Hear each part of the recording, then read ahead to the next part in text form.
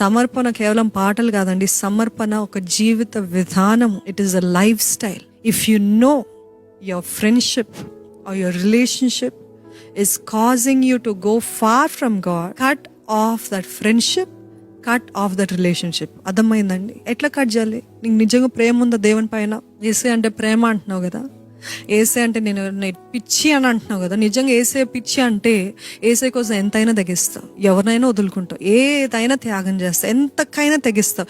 లోకము నా వెనుక నా ముందు సిలువ అని చెప్పగలుగుతావా? Don't compromise. If somebody is taking you far from God, cut off that relationship, cut off that friendship. మిమ్మల్ని పాపంలో ప్రేరేపిస్తున్న ఏ వ్యక్తి అయినా, ఏ మనిషి అయినా, ఏ యాప్ అయినా, ఏ స్నేహమైనా, ఏ సంబంధమైనా కట్ చేయండి.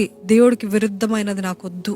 ఏసే పిచ్చి అని పాడటం కాదండి, నిజంగా మన జీవితంలో చూపించాలి, మన ప్రవర్తనలో చూపించాలి, మన నిర్ణయాల్లో చూపించాలి.